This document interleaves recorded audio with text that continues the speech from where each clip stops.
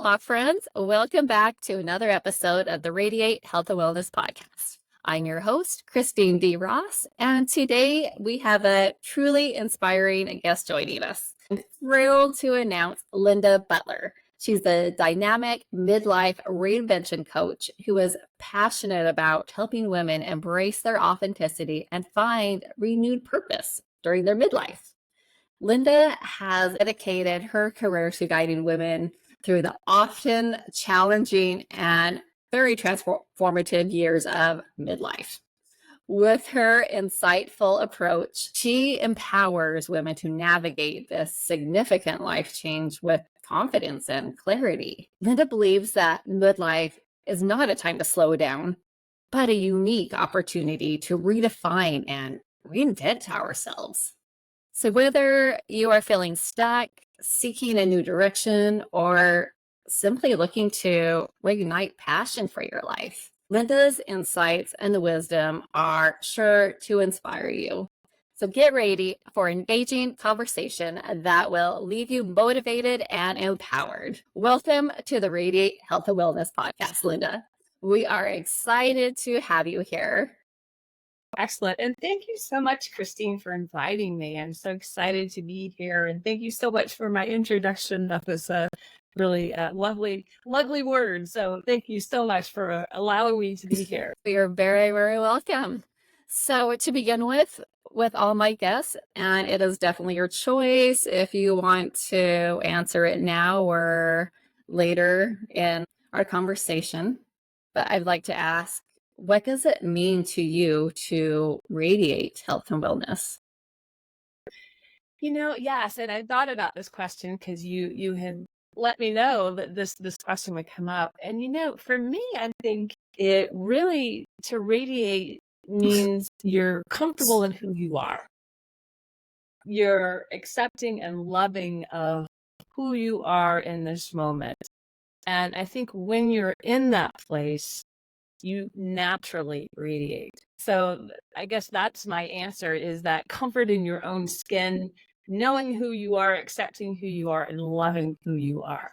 And when you're in that spot, then you radiate that out to others as well. Beautiful. Love it. So you talk about knowing who you are. Can you give us a little deep insight of who you are, Linda? Yeah. Oh gosh. Yes. What a great question. As I look back, I spent so much of my life trying to follow the rules, trying to do the things that I thought were the right things to do. And, starting from early childhood and, building my career and getting a corporate job and starting my corporate career, all those things, it was almost like this checking off of the boxes of the things I thought I was supposed to do, right? In order to be the right person or supporting myself or doing the things that I was supposed to do in my life. And I had a wake-up call around the age of 50, where I was laid off suddenly from a corporate job. And it was this recognition at that point that when I wasn't in that job, when I wasn't in that job title that defined me, defined who I was, I really didn't know who I was. It was almost like there were some gaping holes there. Like, gosh, who the heck is Linda? And that really started me on this midlife, journey of why the heck is that? And, why am I feeling this way?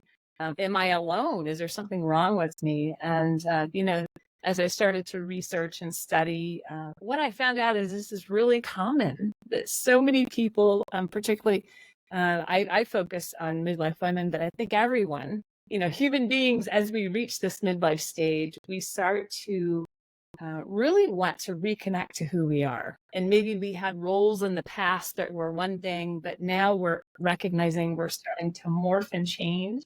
Or maybe it's not change. Maybe it's just go back to who you really are, peeling off the layers of the things that you thought you were supposed to do. So, that I'm not sure that I answered your question. I think I would went off on a tangent there, but basically, I've lived in the southeast part of the U.S. most of my life. I had a corporate career in human resources, so I was in human resource leadership positions for a number of different types of companies and industries. And it's just been here in the last few years as I've reached this midlife phase that I decided that rather than serving companies, and looking out for the best interest of whatever company I was working for, I wanted to support people. I wanted to support human beings and their journey. And so that's what really kind of led me to coaching and how can I best serve with the knowledge that I've accumulated with my HR career, but also just, how do we support one another as we go through these phases of life? And, how can I best serve in my capacity here on Earth? So that was a very long answer. So I hope that answered your question. This is perfect. We're just having a conversation here. It sounds like you're really passionate about really serving others. And what tools, what other wake-up calls and learning experiences have led you to this passion to really serve women in their midlife? Yeah, and through my own experiences, but also the women that I work with, I recognize that it's not always easy for us.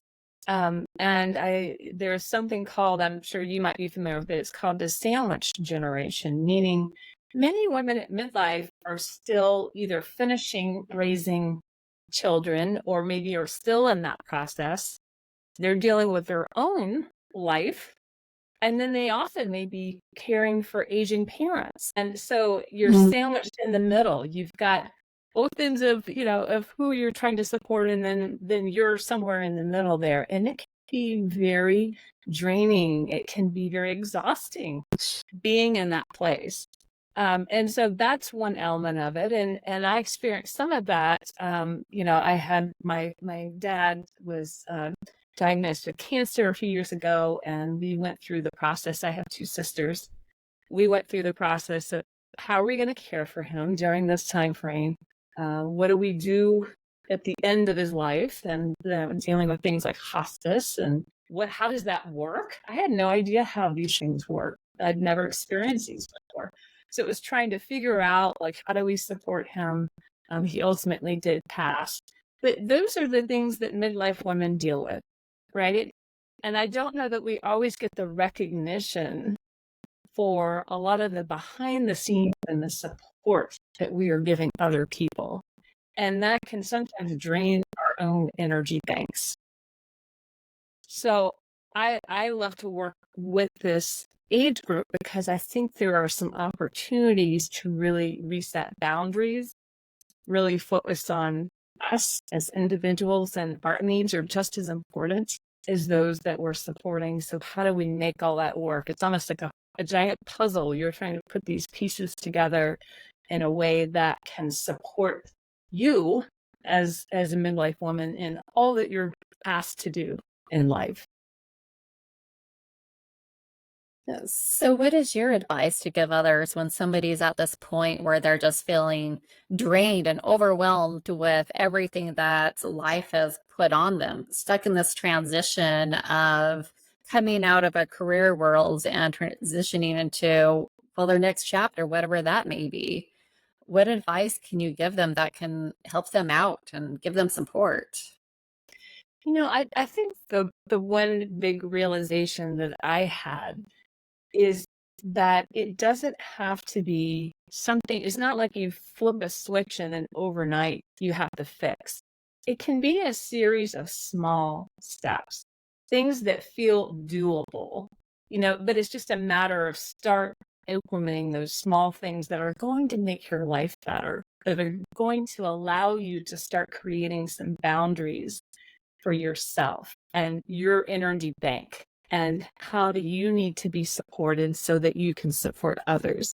So it can be as simple as, curving out a certain amount of time for yourself every day. Maybe it's, giving yourself that 20 minutes with a cup of coffee and not having to talk to someone. It could be, maybe taking that time to meditate, or you're incorporating that, walk after dinner as a way for you to reconnect to your mental, faculties, and that you have that time frame to really process. So it can be those simple type things that just start giving you that feeling that you've got some boundaries, you're able to create that space for yourself. Yeah, definitely. And just knowing that we're not alone in all of this. I mean, we're all going through it. Can see why you're really passionate about it. Another one of your passions I know is to really be authentic. What does it mean to be authentic to you? Yeah, it goes back to some of what I said earlier about how do you radiate. It's really coming to this level of love and acceptance of who you are. And I think we have an opportunity at midlife to stop trying to compare ourselves to others. Sometimes I call that compare-itis. You spend so much of your time thinking, am I the right weight?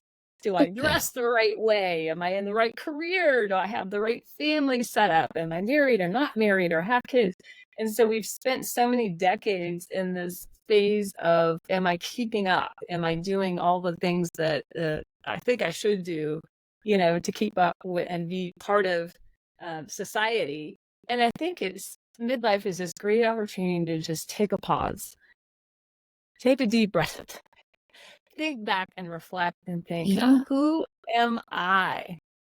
What do I really enjoy doing in life?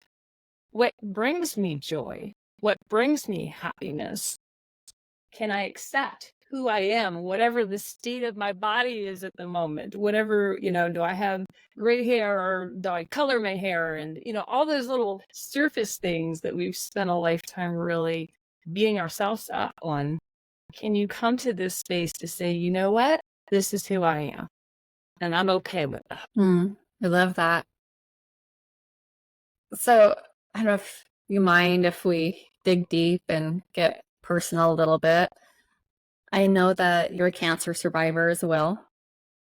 And at that time, you were asked to leave your job. You got cancer during the same, I'm not sure all of the time frame of this, but you also had a hysterectomy. A lot of things going on here. What tools, did you use to really get yourself from going into like a pity party, deep depression, and being this empowering woman that you are that's out to inspire others? So, do you mind just digging in a little bit and telling a little bit about your own personal story there? Sure. Yeah. And I like to call this, I think, as we get to midlife, most of us really have had to learn to use what I call our resilience muscle, right? And the more you use that muscle, the better you get at using it and being able to adapt. But, my story, I guess, kind of starts a little bit back, when I was in my late 40s and I was still in this corporate career, and I started to have what I now know were perimenopause and then menopause symptoms while I was in this corporate job. Back then, and it wasn't that far ago. I mean, it wasn't that long ago, but really there was not a lot of discussion about what is perimenopause, what's menopause, how do those symptoms affect us as women. And now I can look back and recognize what those symptoms were. I didn't know what they were at the time. And so I was having some physical issues as well, which led to a hysterectomy. And then, which sent me into medically induced menopause right away. And then within a year, I was laid off. So to your point, like, it was a series of events that started to happen to me. I learned, eventually that you can't just push your emotions down. And as I look back on earlier in my life and maybe events that occurred in my childhood or earlier adulthood, I had a tendency just to push things down and not address them. And that was my way of dealing, right? As I started to get older and started to have more frequency I think of the need to use our resilience muscle.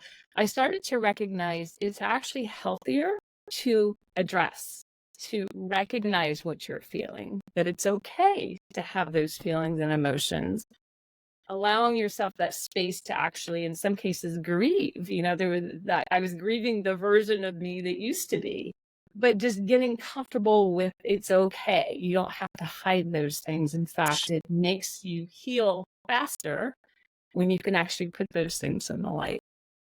And I had a couple of other things that occurred in my life. So my dad is, as I've mentioned, had went through his end of life sequence.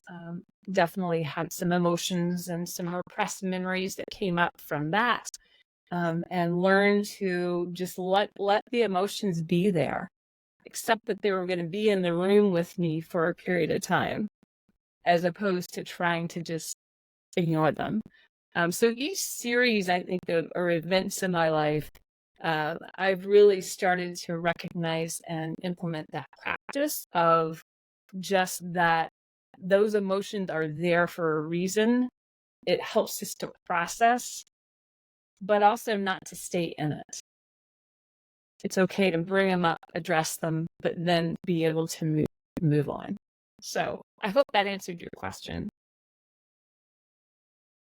Yeah, absolutely. I love that you brought up that it's okay to give yourself permission to grieve for what you once had, whether it's physical limitations that's been taken away from you, or loss of your father to cancer, just different things that it's okay to grieve. I think, as I look backwards, I think a lot of it was I didn't want to admit weakness, right? It felt like I had to be in this place of not admitting that there was a weakness there. But it was particularly when I got diagnosed with breast cancer, which runs in my family, by the way. So I can't tell you that it was totally unexpected.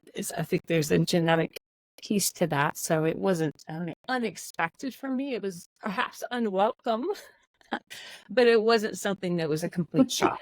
Yeah, it's not like I said, "Hey, come on in, cancer." Yeah, come on. No, it wasn't like that. But I did know that I Who may have does? that. Who does, right? Like, you would be crazy not to do that.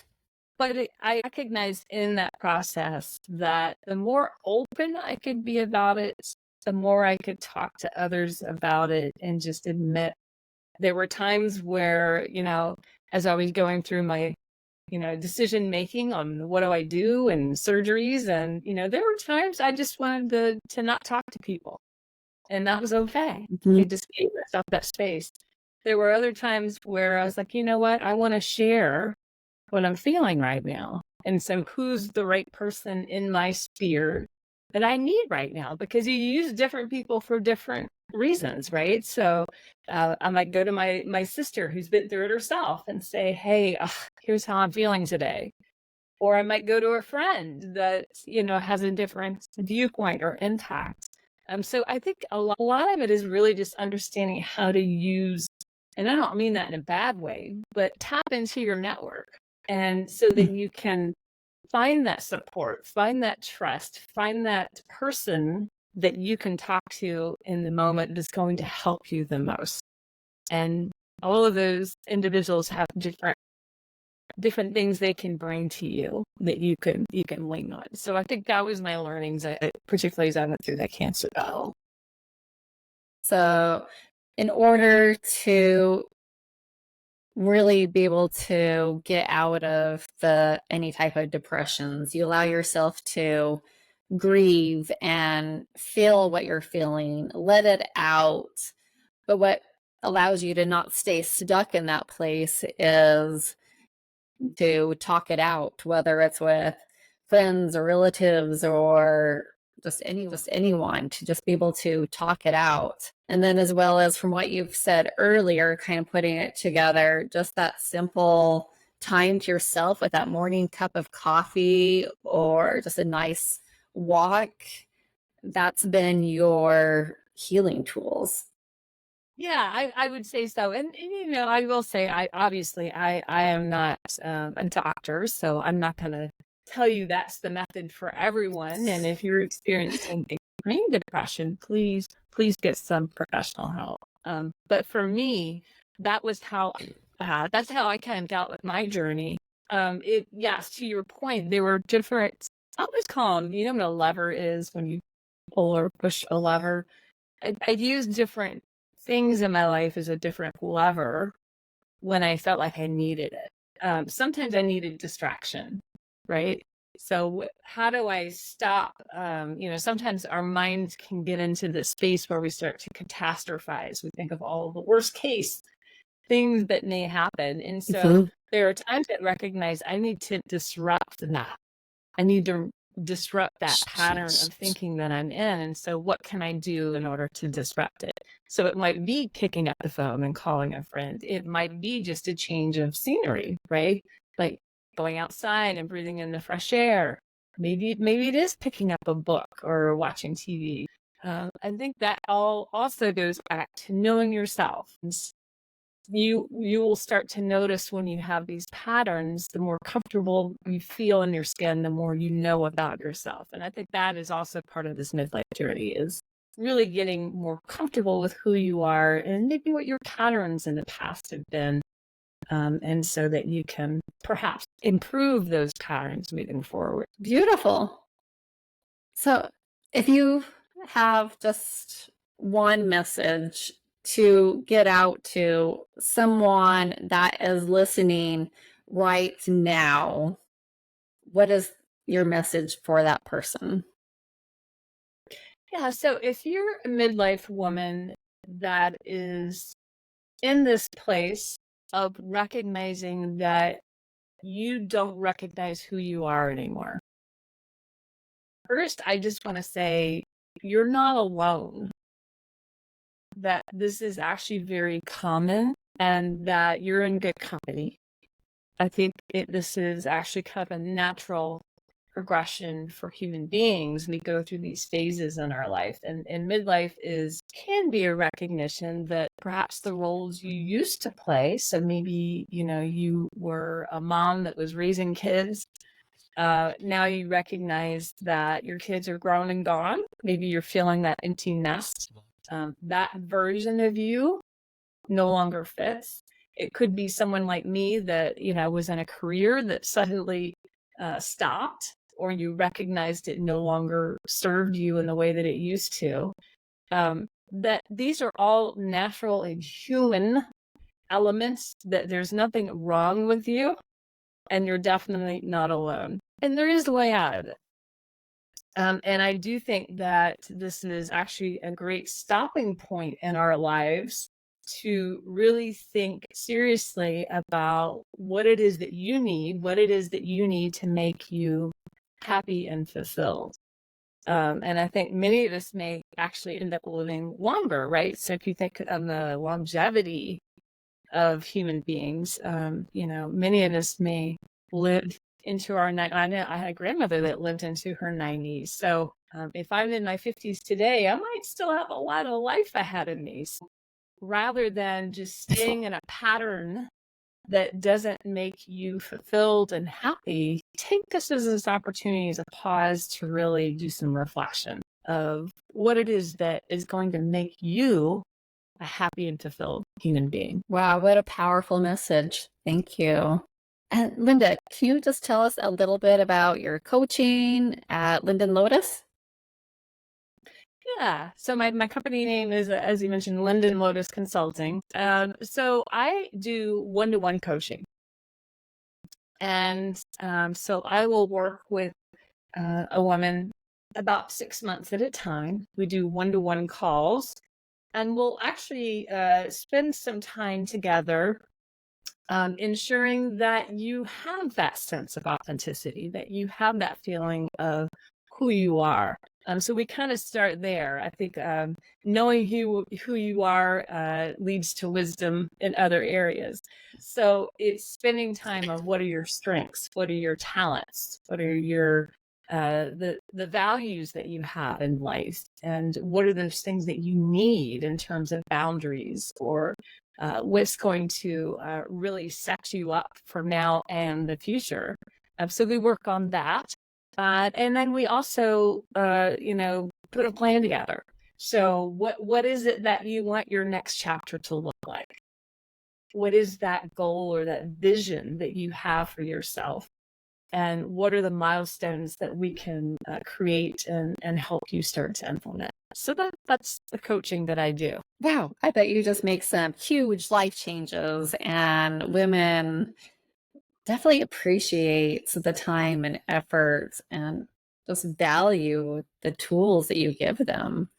I definitely appreciate your passion for serving and really uplifting this world. Thank you.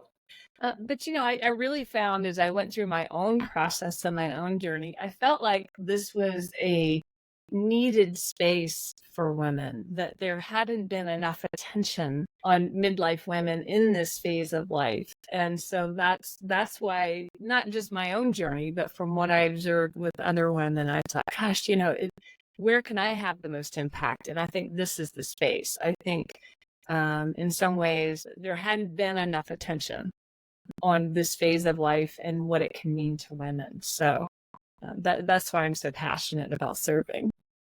There's so many things out there that nobody ever used to talk about, and be able to open up and specifically talk to women in their midlife. Yes, thank you for owning your power and doing this. Where can we find out more about your coaching? Yeah, so I will provide the link to my website. That is Linden, Linden, Lotus, Lotus consulting.com. I have a website. And I also have a free PDF that I can provide the link that will give you kind of a starting point. So it asks some probing questions you can start asking yourself on what's your next chapter to look like.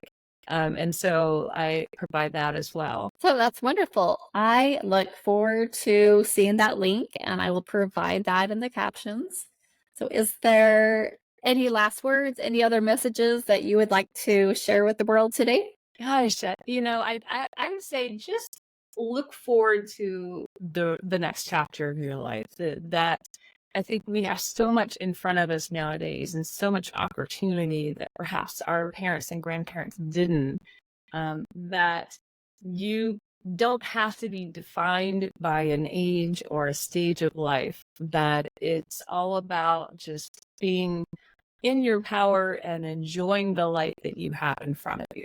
Well, thank you, Linda, for coming on the podcast today and showing up for yourself and for everyone else and being authentic. And we didn't even touch on this, but being CEO of your life and creating that in others. So thank you for all you do to radiate health and wellness in your life and to promote that in others. Thank you for tuning in today. If you are inspired by our conversation and want to implement some of these key tips into your life, check out Linda's PDF link in the show notes. And for even more tools and insights, explore my book, Discover the Adventure of You. It's packed with valuable resources and chapters dedicated to self-discovery.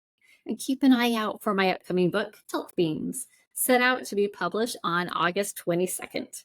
It is all about finding a balanced approach to nutrition, exercise, community, mindfulness, and sustainability for a long, healthy life. Both books will be available on Amazon and on my website, Radiate.HW.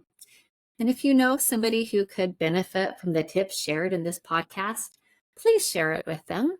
You never know how far your ripple can go. Together, we can create a healthier world. I'd love to hear your comments and suggestions for future episodes.